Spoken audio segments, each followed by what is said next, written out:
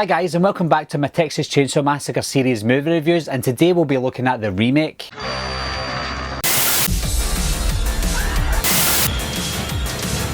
Everybody's a suspect! Coming to get you, Bobber. Wolfman's got Nards! The Texas Chainsaw Massacre is a 2003 horror movie directed by Marcus Nispel, and it stars Jessica Biel, Erica Learson and Jonathan Tucker. As always guys, this is going to be a spoiler review because it is an old movie. After picking up a traumatised young hitchhiker, 5 friends find themselves stalked and hunted by a deformed chainsaw-wielding loon and his family of equally psychopathic killers. Now here's a first for the series. This is the first movie in the franchise that didn't have a narration at the beginning with text.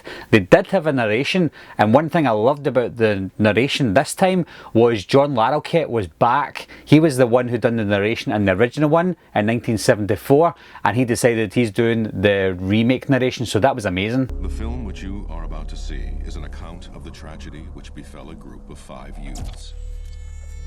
I loved the beginning. I loved the documentary style at the beginning. It's almost like a wraparound story for the remake because you've got the documentary at the beginning and the end of the film. I just loved how the look of it was amazing. It just felt like the 1970s, and you see the crime scene footage, the evidence, everything. It was a great beginning to the start of the movie. In this film, there's no longer Sawyers. We've got the Hewitt family.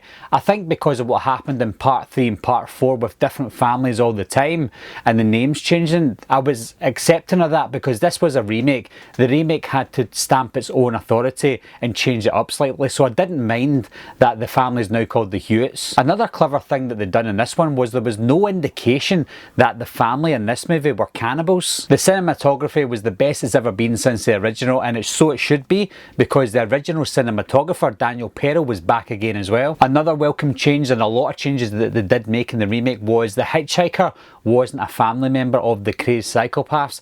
This time it was a victim, and then out of the blue she shot herself in the face, and that was a big surprise. I really liked the house in this film. I didn't think I was going to because it was completely different from the original again, but the house was bigger, it was in the middle of nowhere, and it was just a lot scarier for me. There's nothing negative that anyone can ever say about R. Lee Ermey. Every one of his lines were comedy gold. Excuse me, you mind getting the fuck out of my way, son? At the same time though, even though his lines were very funny, they were also very scary. I smell bullshit.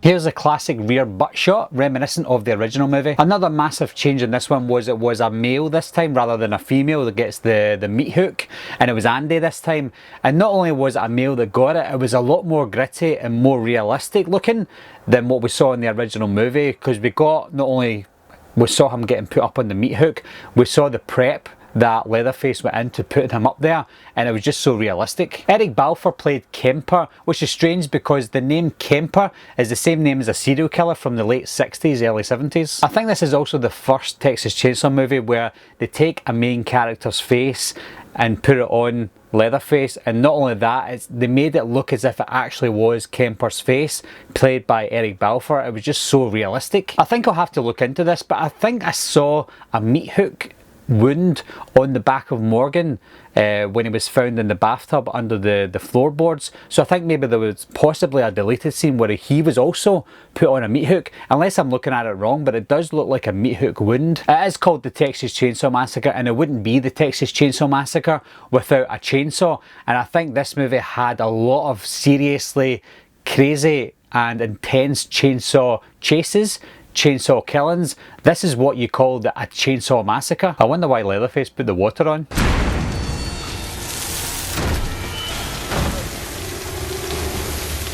I loved how the story came full circle, because we had at the beginning the hitchhiker who was really sad, and then she didn't want to go the wrong way. You're going the wrong way. She went nuts, and the exact same thing happened in this movie. Erin was all calm when she was getting away, and then the driver was going the wrong way, and she was going, "You're crazy, you're going the wrong way, you're going the wrong way," and it just reminded us of what happened at the beginning with the hitchhiker. The ending of this film compared to the ending of the original isn't that much different. The same outcome happens, it was just done in a darker way. I think that the realism of the original edges it over the remake with the ending, but I still loved the ending of the remake. Going back to the overall look and feel of the remake, I think it was very gritty and very realistic. This was made in 2003 at the start of the boom of the remake culture, but I think this movie is one of the only ones that done it right when you're making a remake, because the original was a classic, remember? So to tackle a classic movie but still make a really good one is hard to do, but I think Marcus Nispel and his crew done a really good job. The characters in this film were a lot better than the characters in the original movie.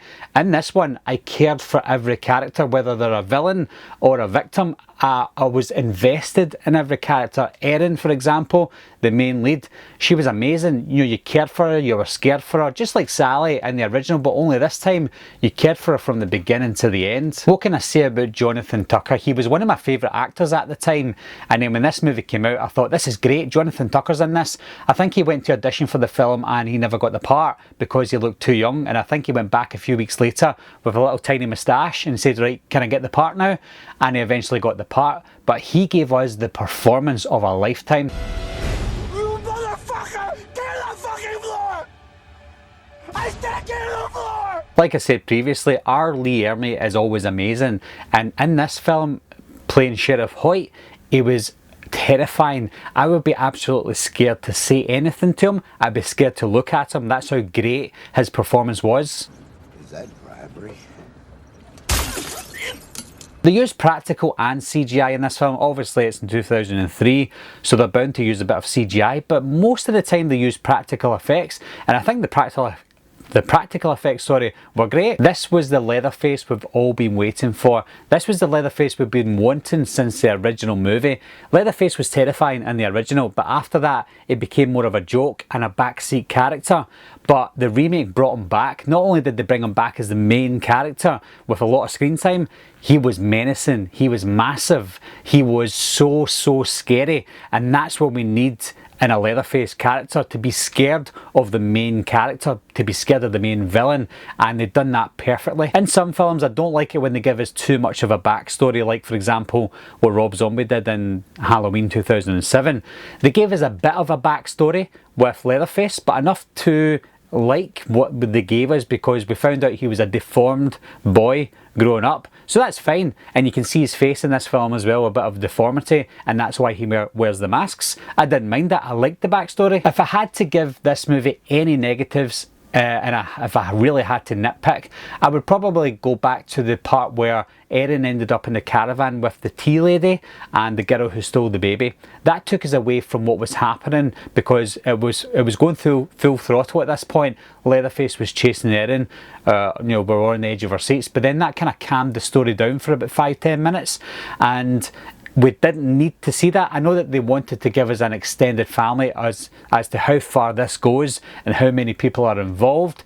If they didn't include that scene, I wouldn't have missed it and I wouldn't have cared. Apart from that though, I absolutely loved this movie. It got back to the horror roots. It got back to me being a lover of Leatherface again, and looking forward to seeing more Texas Chainsaw Massacres in the future. If you've seen the remake, guys, I'd like to know your thoughts and compare it to the original as well, because I know that everyone does anyway. After I do the full series, I'm going to be doing another ranking of the Texas Chainsaw Massacre movies, and I'll let you know where all the movies rank. But for now, let me know if you prefer the original over the remake. As always guys, thanks all for watching, thanks for subscribing, I'll see you soon, bye bye.